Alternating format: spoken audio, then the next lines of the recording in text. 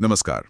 आज हम AWS सुरक्षा की दुनिया में एक बहुत ही महत्वपूर्ण विषय पर बात करने वाले हैं। IAM यानी आइडेंटिटी एंड एक्सेस मैनेजमेंट। हाँ, नमस्कार।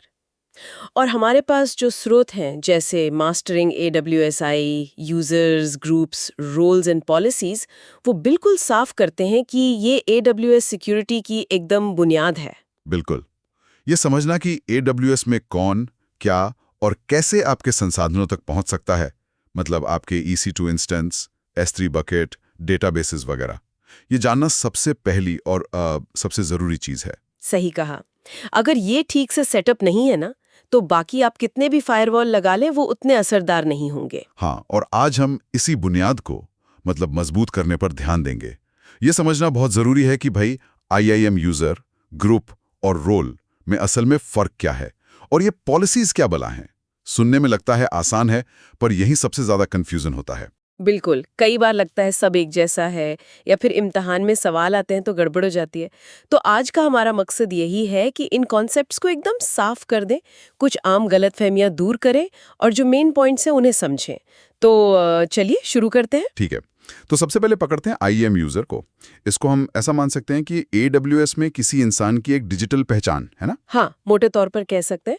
हर यूजर को बेसिकली दो तरह की चीजें मिलती हैं जिनसे वो AWS के साथ इंटरैक्ट कर सकता है। एक तो हुआ यूजर नेम और पासवर्ड।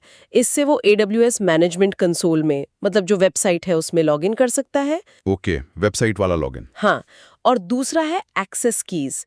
इसमें एक एक्सेस की आईडी होती है और एक सीक्रेट एक्सेस की। ये प्रोग्रामेटिक एक्सेस के लिए होती है, मतलब अगर कोड से या कमांड लाइन से AWS इस्तेमाल करना है तो इनकी जरूरत पड़ती है। ये यूजर की परमानेंट पहचान है। समझ गया। जैसे अपने ऑफिस में हर किसी को लॉगिन ID पासवर्ड मिलता है, वैसा ही कुछ। लेकिन स्रोत में एक बहुत जरूरी वार्निंग दी गई है रूट अकाउंट के बारे में। सुनने में तो लगता है रूट मतलब सबसे पावरफुल, तो शायद वही इस्तेमाल करना चाहिए, एडमिन वगैरह को। नहीं नहीं, बिल्कुल नहीं। यही सबसे बड़ी और खतरनाक गलती होती है। स्रोत इस पर बहुत बहुत जोर देता है। AWS का जो रूट अकाउंट है ना, वो पहला अकाउंट है जिससे आपका पूरा AWS खाता बनता है। उसके पास सब कुछ करने की अनलिमिटेड पावर होती है। और टेक्निकली वो IAM यूजर है भी नहीं, वो उससे भी ऊपर है। ओह। और रोजमर्रा के काम के लिए, यहाँ तक कि एडमिन वाले कामों के लिए भी इसका इस्तेमाल तो कभी नहीं करना चाहिए। कभी नहीं। तो अगर एडमिन को कुछ सेटअप करना हो या कोई नई सर्विस लॉन्च करनी हो, तो वो रूट अकाउंट यूज नहीं करेगा। फिर कैसे करेगा? सबसे सेफ तरीका जैसा बताया गया है वो ये है कि आप रूट अकाउंट बनाते ही सबसे पहले एक अलग से IAM यूजर बनाएं, उसे एडमिन वाले अधिकार दें, जैसे एक पॉलिसी आती है एडमिनिस्ट्रेटर एक्सेस, वो लगा दें और फिर रूट अकाउंट को लॉग आउट करके समझ लीजिए तिजोरी में बंद कर दें। अच्छा। रूट अकाउंट पर MFA यानी मल्टी फैक्टर ऑथेंटिकेशन लगाना तो मतलब बिल्कुल जरूरी है, समझिए। और उसकी एक्सेस कीज तो कभी बनानी ही नहीं चाहिए। रूट अकाउंट सिर्फ बहुत ही खास सिचुएशन में यूज होना चाहिए, जैसे खाता बंद करना हो या बिलिंग की कोई बहुत स्पेसिफिक सेटिंग बदलनी हो। रोज का सारा काम एडमिन IAM यूजर से ही होना चाहिए। इससे होता यह है कि आपके मेन अकाउंट की चाबी एकदम सेफ रहती है और गलती से किसी अटैक में पूरा अकाउंट कॉम्प्रोमाइज होने का खतरा बहुत कम हो जाता है। समझ गया, समझ गया। तो रूट अकाउंट वो बैंक का मास्टर वॉल्ट है जिसे बस जरूरत पड़ने पर ही खोलना है। रोज के लेन देन के लिए अलग काउंटर है, यानी IAM एडमिन यूजर। ठीक है। तो ये तो हुई एक व्यक्ति की पहचान यानी यूजर की बात। लेकिन मान लीजिए मेरी टीम में कोई 15-20 डेवलपर्स हैं और सबको मान लो EC2 इंस्टेंस लॉन्च करने और S3 बकेट में फाइल डालने की परमिशन चाहिए। तो क्या मुझे हर एक के लिए अलग अलग जाकर परमिशन सेट करनी पड़ेगी? ये तो बड़ा सिरदर्द वाला काम लगता है। नहीं नहीं, यहीं पर IAM ग्रुप्स काम आते हैं। जैसा नाम से ही लग रहा है, ग्रुप बस यूजर्स का एक कलेक्शन है, एक झुंड समझिए। आप एक डेवलपर्स नाम का ग्रुप बना सकती हैं। फिर आप उस ग्रुप को जरूरी परमिशंस दे सकती हैं, जैसे EC2 और S3 इस्तेमाल करने की अनुमति वाली पॉलिसी उस ग्रुप से अटैच कर दें। अच्छा, तो मैंने ग्रुप बनाया, उसको परमिशंस दे दी, फिर बस उन सभी 15-20 डेवलपर्स के IAM यूजर्स को उस डेवलपर्स ग्रुप में ऐड कर दीजिए। हो गया काम। उन सबको अपने आप वो सारी परमिशंस मिल जाएंगी जो आपने ग्रुप को दी हैं। अरे वाह। और जब कोई नया डेवलपर टीम में आता है, उसे बस ग्रुप में डाल दें। कोई छोड़कर जाता है, उसे ग्रुप से निकाल दें। हर यूजर को अलग-अलग मैनेज करने की जरूरत ही नहीं पड़ती। ये मैनेजमेंट को बहुत आसान और कंसिस्टेंट बनाता है। ये तो वाकई बहुत काम की चीज़ है। इससे समय भी बचता है और गलती की गुंजाइश भी कम होती है। लेकिन स्रोत में एक और पॉइंट था, आप ग्रुप्स के अंदर ग्रुप्स नहीं बना सकते, मतलब नेस्टिंग नहीं हो सकती। ऐसा क्यों? सीनियर डेवलपर्स का ग्रुप डेवलपर्स ग्रुप के अंदर क्यों नहीं आ सकता? हाँ, ये नेस्टिंग अलाउड नहीं है। AWS ने शायद इसे जानबूझकर सिंपल रखा है। ग्रुप्स का एक ही काम है, यूजर्स को इकट्ठा करना और उन पर एक साथ परमिशंस लगाना। वो खुद में कोई आइडेंटिटी नहीं है। अगर नेस्टिंग होती तो ये ट्रैक करना बहुत मुश्किल हो जाता कि किस यूजर को आखिर कहाँ-कहाँ से कौन-कौन सी परमिशन मिल रही है। हिसाब किताब बहुत कॉम्प्लेक्स हो जाता। इसलिए ग्रुप्स सिर्फ यूजर्स को रखते हैं, दूसरे ग्रुप्स को नहीं। ओके, ये डिज़ाइन का फैसला है सरलता के लिए, ठीक है। तो हमने यूजर्स यानी व्यक्ति और ग्रुप्स यानी व्यक्तियों का समूह देख लिया। अब आते हैं तीसरे खिलाड़ी पर, IAM रोल्स। स्रोत कहता है कि ये यूजर्स और ग्रुप से काफ़ी अलग हैं। वो टोपी वाली बात मुझे याद है कि एक ऐसी टोपी है जिसे कोई बस थोड़ी देर के लिए पहनता है। इसका क्या मतलब हुआ? बिल्कुल। रोल्स की सबसे खास बात जो उन्हें यूजर से एकदम अलग बनाती है वो ये है कि उनके पास कोई परमानेंट क्रेडेंशियल नहीं होते। जैसे यूजर के पास पासवर्ड या एक्सेस की होती है ना, रोल्स के पास ऐसा कुछ नहीं होता। कोई रोल लॉगिन नहीं कर सकता। रोल को अस्थायी तौर पर अज्यूम किया जाता है, मतलब ग्रहण किया जाता है। एज्यूम किया जाता है। हाँ, और जब कोई रोल अज्यूम करता है तो AWS उसे थोड़े समय के लिए वैलिड रहने वाले टेम्पररी सिक्योरिटी क्रेडेंशियल्स देता है। अच्छा, तो ये टेम्पररी क्रेडेंशियल्स कौन एज्यूम कर सकता है? क्या सिर्फ IAM यूजर्स ही ये टोपी पहन सकते हैं? नहीं, कई तरह की एंटिटीज रोल्स अज्यूम कर सकती हैं और यही इनकी असली ताकत है। सबसे कॉमन है 1 AWS सर्विसेज। मान लीजिए आपका एक EC2 सर्वर है और उसे S3 स्टोरेज से फाइलें पढ़नी है। आप उस EC2 इंस्टेंस को एक रोल असाइन कर सकते हैं जिसे S3 पढ़ने की परमिशन हो। तो इंस्टेंस खुद ही AWS से बात करके उस रोल को अज्यूम करेगा और टेम्पररी क्रेडेंशियल्स ले लेगा। आपको इंस्टेंस के अंदर कोई पासवर्ड या एक्सेस की डालने की जरूरत नहीं पड़ेगी। ओह, ये तो बढ़िया है। दूसरा, IAM यूजर्स। हाँ, यूजर्स भी रोल अज्यूम कर सकते हैं। ये तब काम आता है जब किसी यूजर को थोड़े समय के लिए ज्यादा पावर चाहिए हो या फिर जब उसे किसी दूसरे AWS अकाउंट में कुछ काम करना हो। इसे क्रॉस अकाउंट एक्सेस कहते हैं। वो अपने नॉर्मल यूजर से रोल अज्यूम करके दूसरे अकाउंट में सीमित काम कर सकता है। और तीसरा? External identities. आप अपनी कंपनी के लॉगिन सिस्टम या गूगल, फेसबुक जैसे बाहरी सिस्टम के यूजर्स को भी AWS रोल्स अज्यूम करने की परमिशन दे सकते हैं। वाह, ये तो काफ़ी फ्लेक्सिबल है। वो EC2 से S3 वाला उदाहरण तो बहुत ही आम लगता है। स्रोत में भी इस पर खास जोर दिया गया है, खासकर परीक्षा के नज़रिए से। ये इतना ज़रूरी क्यों है कि EC2 इंस्टेंस रोल का ही इस्तेमाल करें? सीधे एक्सेस की क्यों नहीं डाल देते इंस्टेंस में? क्योंकि एक्सेस कीज को सीधे EC2 इंस्टेंस में डालना, जिसे हार्ड कोडिंग कहते हैं, वो एक बहुत बड़ा सिक्योरिटी रिस्क है। सोचिए, अगर वो इंस्टेंस कभी हैक हो गया तो अटैकर को वो परमानेंट एक्सेस कीज मिल जाएंगी। फिर वो उनका कहीं भी कभी भी गलत इस्तेमाल कर सकता है। हाँ, ये तो खतरनाक है। बिल्कुल। रोल्स इस्तेमाल करने से आपको वो परमानेंट कीज मैनेज ही नहीं करनी पड़ती। EC2 इंस्टेंस AWS की एक सर्विस है, STS यानी सिक्योरिटी टोकन सर्विस। उससे बात करके खुद ही टेम्पररी, कुछ देर में एक्सपायर होने वाले क्रेडेंशियल्स ले लेता है। ये क्रेडेंशियल्स अपने आप खत्म हो जाते हैं, तो रिस्क बहुत कम हो जाता है।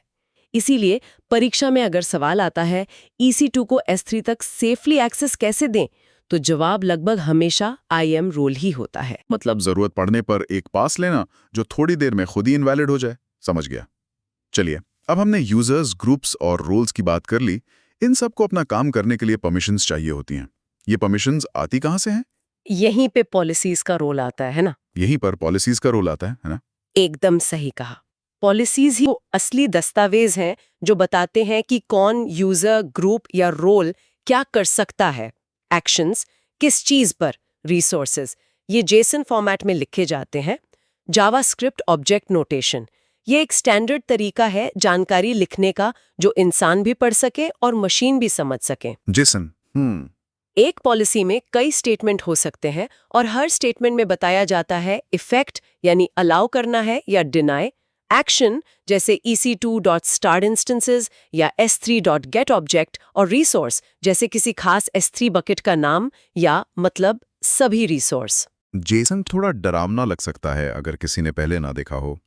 क्या हमें हमेशा ये खुद ही लिखना पड़ता है? मान लीजिए मुझे किसी को सिर्फ S3 बकेट पढ़ने की परमिशन देनी है, तो क्या पूरी पॉलिसी मुझे खुद बनानी होगी लाइन बाय लाइन? जरूरी नहीं है। स्रोत में 3 मुख्य तरह की पॉलिसीज बताई गई हैं। एक AWS मैनेज्ड पॉलिसीज। ये AWS ने पहले से बनाकर रखी हुई हैं बहुत सारे कॉमन कामों के लिए, जैसे आपने कहा Amazon S3 read only access, या एडमिन के लिए एडमिनिस्ट्रेटर एक्सेस या पावर यूजर एक्सेस। AWS ही इन्हें मैनेज और अपडेट करता है। शुरू करने के लिए ये बेस्ट है। अच्छा, बनी बनाई। हाँ, दूसरा है कस्टमर मैनेज्ड पॉलिसीज। जब आपको ज्यादा फाइन ग्रेन्ड कंट्रोल चाहिए जो बनी बनाई पॉलिसी में न मिले, तब आप अपनी खुद की पॉलिसी बना सकते हैं। इन्हें आप खुद मैनेज करते हैं और इन्हें कई यूजर्स, ग्रुप्स या रोल्स के साथ अटैच कर सकते हैं। जैसे मान लीजिए आपको सिर्फ एक खास S3 बकेट के एक खास फोल्डर में ही फाइल डालने की परमिशन देनी है, तो आपको शायद कस्टम पॉलिसी बनानी पड़ेगी। ओके। और तीसरी होती है इनलाइन पॉलिसीज। ये पॉलिसी सीधे एक ही यूजर, ग्रुप या रोल के साथ चिपका दी जाती हैं। ये अलग से मैनेज नहीं होती और दोबारा इस्तेमाल नहीं होती। इन्हें तभी यूज करना चाहिए जब आपको पक्का पता हो कि ये नियम सिर्फ और सिर्फ इसी एक पहचान के लिए हैं और कहीं काम नहीं आएंगे। वैसे ज्यादातर सलाह यही दी जाती है कि मैनेज्ड पॉलिसीज यूज करें, चाहे AWS वाली या कस्टम, क्योंकि उन्हें मैनेज करना आसान होता है। समझ गया। तो ऑप्शंस है हमारे पास। और स्रोत में एक और बड़ा जरूरी नियम बताया गया था कि डिनाय हमेशा अलाउ पर भारी पड़ता है। इसका क्या मतलब है? ये AWS IAM का एक बहुत ही फंडामेंटल नियम है। मान लीजिए किसी यूजर को किसी काम के लिए 2 अलग-अलग पॉलिसी से परमिशन मिल रही है। एक पॉलिसी कहती है अलाउ, हाँ कर सकते हो, और दूसरी कहती है डिनाई, नहीं नहीं नहीं कर सकते। तो फाइनल फैसला हमेशा डिनाई का ही होगा।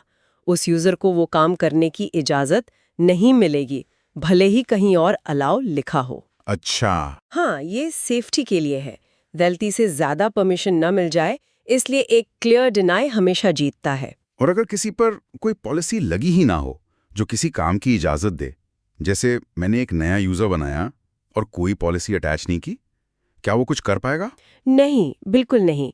AWS में डिफॉल्ट नियम है, सब कुछ मना है, इम्प्लिसिट डिनाई। अगर किसी एक्शन के लिए कोई साफ साफ अलाउ स्टेटमेंट नहीं है, तो वो एक्शन नहीं किया जा सकता। आपको हर चीज की परमिशन एक्सप्लिसिटली देनी पड़ती है। हर चीज की? हाँ, ये लीस्ट प्रिविलेज यानी लीस्ट प्रिविलेज के सिद्धांत को लागू करने में मदद करता है। यानी किसी को सिर्फ उतनी ही परमिशन दो जितनी उसके काम के लिए बिल्कुल जरूरी है, उससे एक रत्ती भर भी ज्यादा नहीं। ये डिफॉल्ट डिनाय और एक्सप्लिसिट डिनाय ओवरराइड्स अलाउ वाले नियम तो सुरक्षा के लिए बहुत ही अहम लगते हैं। चलिए, अब तक जो हमने सीखा उसे फटाफट एक बार रिवाइज कर लेते हैं। स्रोत में कुछ खास बातें बताई गई हैं जो याद रखने लायक हैं, खासकर परीक्षा वगैरह के लिए। हाँ, जरूर। तो संक्षेप में जो मुख्य अंतर है, एक, परमानेंट पहचान। आमतौर पर इंसान के लिए जिसके पास पासवर्ड्स और या एक्सेस कीज जैसे लॉन्ग टर्म क्रेडेंशियल्स होते हैं। ग्रुप, यूजर्स का कलेक्शन। परमिशंस ग्रुप को मिलती हैं जो उसके सारे मेंबर्स को मिल जाती हैं, मैनेजमेंट आसान करने के लिए। ग्रुप्स में सिर्फ यूजर्स हो सकते हैं। रोल, एक टेम्पररी पहचान जिसके पास परमानेंट क्रेडेंशियल्स नहीं होते। इसे सर्विसेज यूजर्स या बाहरी आइडेंटिटीज कुछ समय के लिए अज्यूम करते हैं, खासकर सर्विसेज को परमिशन देने या क्रॉस अकाउंट एक्सेस के लिए। पॉलिसी, जेसन डॉक्यूमेंट जो रूल्स परमिशंस डिफाइन करता है, क्या अलाउड है, क्या डिनाइड है, किन एक्शंस पर, किन रिसोर्सेज पर। यही असल में अधिकारों का आधार है। बिल्कुल क्लियर। और वो खास टिप्स जो स्रोत ने बताएं, इम्तिहान या प्रैक्टिकल इस्तेमाल के लिए। हाँ, 2 बातें जो बार बार सामने आती हैं और बहुत जरूरी हैं। एक, EC2 से AWS service access.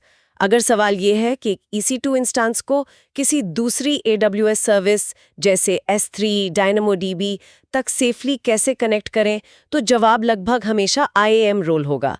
Access keys hard code करना बिल्कुल गलत है। 2, रूट अकाउंट की सुरक्षा। अगर रूट अकाउंट को सिक्योर करने की बात हो तो बेस्ट प्रैक्टिस है फौरन एक अलग IAM एडमिन यूजर बनाएं, रूट अकाउंट पर MFA जरूर लगाएं, रूट की एक्सेस कीज कभी ना बनाएं और रोज के कामों के लिए रूट अकाउंट का इस्तेमाल बंद कर दें। बहुत बढ़िया, ये एकदम क्रिस्टल क्लियर हो गया। तो ये थी हमारी आज की गहरी बातचीत AWS IAM के इन 4 स्तंभों पर: यूजर्स, ग्रुप्स, रोल्स और पॉलिसीज। उम्मीद है कि इस चर्चा से AWS सुरक्षा की ये पहली पर शायद सबसे महत्वपूर्ण परत को समझने में काफी मदद मिली होगी। हाँ, बिल्कुल। और जैसा स्रोत में भी इशारा किया गया है, सुरक्षा की कहानी सिर्फ यहीं खत्म नहीं होती। MFA को हर यूजर पर लागू करना, मजबूत पासवर्ड पॉलिसी बनाना, एक्सेस कीज को टाइम टाइम पर रोटेट करना, परमिशंस का लगातार ऑडिट करते रहना कि कहीं किसी को ज्यादा अधिकार तो नहीं मिल गए, ये सब मिलकर सुरक्षा को और भी ज्यादा मजबूत बनाते हैं।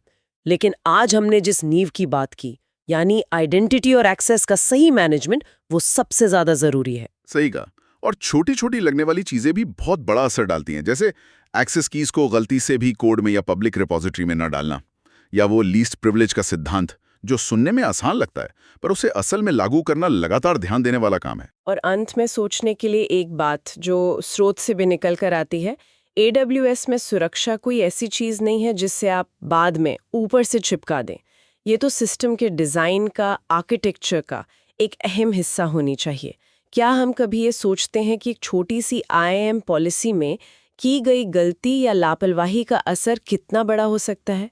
ये सिर्फ एक टेक्निकल सेटिंग नहीं है, ये सीधे सीधे हमारे डेटा की सेफ्टी, हमारे कंप्लायंस और यहाँ तक कि हमारे बिजनेस ऑपरेशंस को भी प्रभावित कर सकती है। तो इन बुनियादी चीज़ों, यूज़र, ग्रुप, रोल, पॉलिसी का सही बैलेंस और मैनेजमेंट कितना नाजुक और साथ ही कितना शक्तिशाली हो सकता है, इस पर विचार करना वाकई महत्वपूर्ण है।